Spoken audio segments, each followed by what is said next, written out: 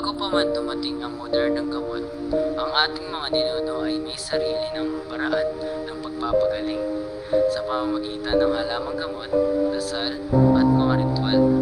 Natutulungan nilang maibsan ang sakit at bigyan ng ginhawa ang katawan at isipan.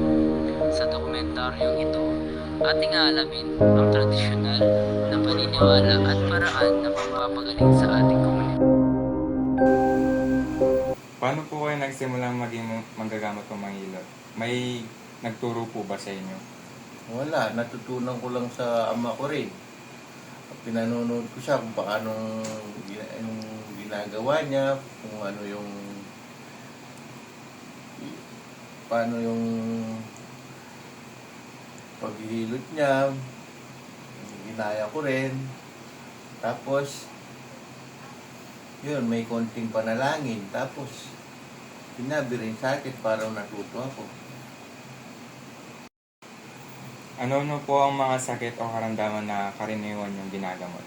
Halimbawa, yung nadapa, napilayan, sa paglalaro, sa basketball, o kaya iba-iba sa mga aksidente, pwede rin. Yung namamaga yung kamay, or napilayan, sa basketball, ganon. Tsaka na yung yung nilalagnat. Siyempre, Ano ang mga kagamitan, halamang gamot o ritual ang ginagamit ninyo? ginagamit kong daon ng saging, tapos oil lang, yung sa nyug, taba ng nyug, katik. Tapos yung daon papahinin lang sa apoy. Yun, tapos papain sa katawan ng may namamagang katawan. Paano nyo nalalaman kung ano ang sanhi ng sakit? Physical ba o spiritual? Spiritual, tapos malalaman natin sa daon ng saging na sinunog sa kalan. Tapos kusang didikit yung daon ng saging sa namamagang katawan. Tapos mamassage mo lang nun. May mga panalangin o orasyon po ba kayong ginagamit sa paggagamot? Meron, konting panalangin lang. Yun lang. Ano po ang pinakamalagang payo nyo sa mga kabataan tungkol sa kalusugan at ginawa? Mag-ingat lang sila. Pag masyadong malikot, yung mga kabataan na lagi silang mag-ingat sa sarili nila.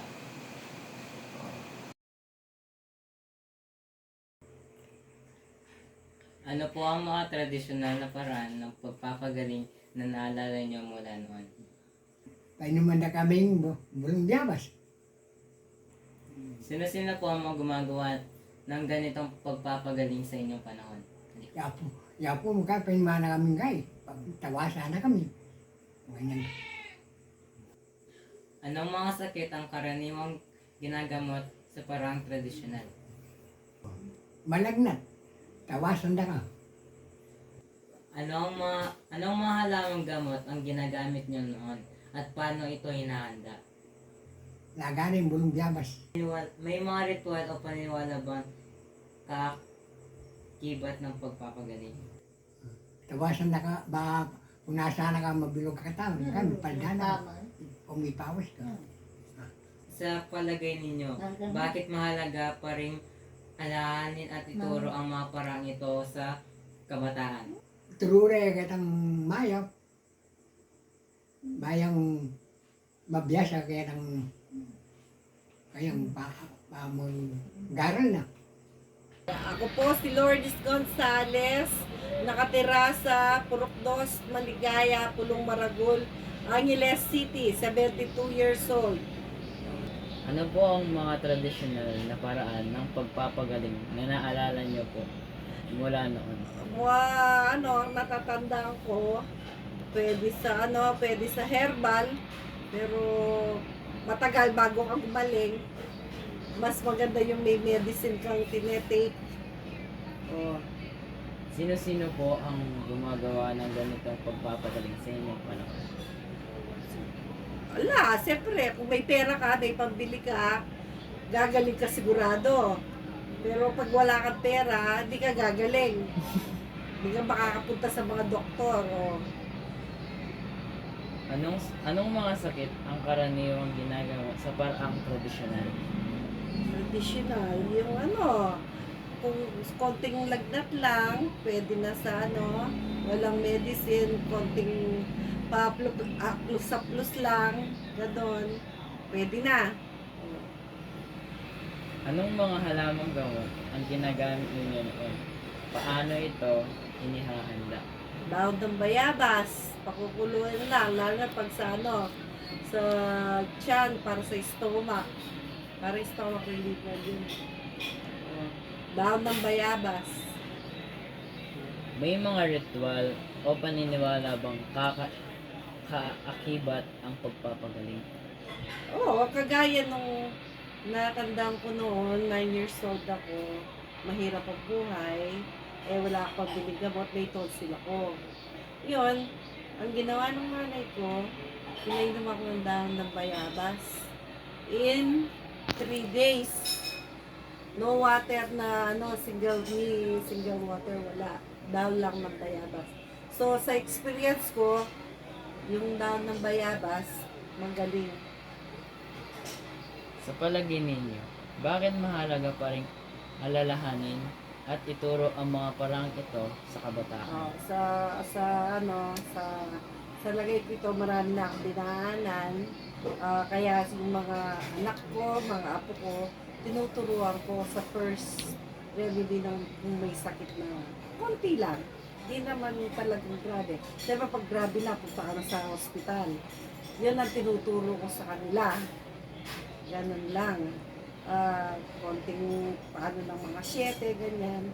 Para maalis yung ano. Ganun lang. Yun lang may tuturo sa mga mga pupuan saka mga anak. Yan. Okay na. Anak. Ano pong pangalan ninyo? Ako ay si Soy Laguke. Ilang taon na po kayo? 80. Ito po ang mga katanungan para sa inyo. Una pong tanong. Ano po ang mga tradisyonal na paraan ng pagpapagaling na naaalala ninyo mula noon? Mga lamang gamot. Pangalawa pong tanong. Sino-sino po ang gumagawa ng ganitong pagpapagaling sa inyong panahon? Albularyo. Pangatlo pong tanong. Anong mga sakit ang karaniwang ginagamot sa paraang tradisyonal? Sipon, kubo. Pagtatay. Pangapat pong tanong. Anong mga halamang gamot ang ginagamit ninyo noon? Paano po ito inihahanda? Daon ng bayabas. Ay pakulo mo. At saka oregano. Ganyan din ang gagawin mo. Panglima pong tanong. May mga ritual o paniniwala bang kaakibat ang pagpapagaling? Oo. Last na tanong po. Sa palagay ninyo, bakit mahalaga pa rin alalahanin at ituro ang mga paraang ito sa kabataan? Dahil yun ang lumang panahon. Ano po yung mga tradisyon na pamaraan na pagpapagaling na naalala niyo? Instead of different kinds of it, maging malimbawa kayo, sambong, oregano. Sino po ang gumawa ng ganitong pagpapagaling sa inyong panahon? Siyempre, mga family namin, mga parents namin. Wala naman kami doktor. O during those time, yung kamag-anak. Lalo na rin lola. Hindi na, mas biyasa lang kaya sa mga lagli na yun, mas biyasa lang rin lola. Yun ang mga sinang grandparents. Yun ang mas maasikaso kaya kami. Yun lang kasi, mas valo doon. Anong mga sakit ang karaniwang ginagamot sa paraang tradisyonal? Kaya lang, lagnat ubo. Lagnat, yan, lagnat. Sakit ng tiyan. Siponan. Oo, sipon, sakit ng tiyan, lagnat. Yan lang, Anong mga halamang gamot ang ginagamit niyo noon? Paano po ito inihahanda? itang sambong. Yan, meron yung oregano. Bukal daw, yung inuman mo.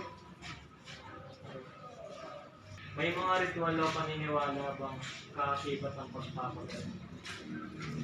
Siyempre, maniwala ka din kahit binili. Alam ka din, ng hospital, ng kain. So, yung gaya mo naman, kapaniwalan mo kanito na umayag ka. Diba?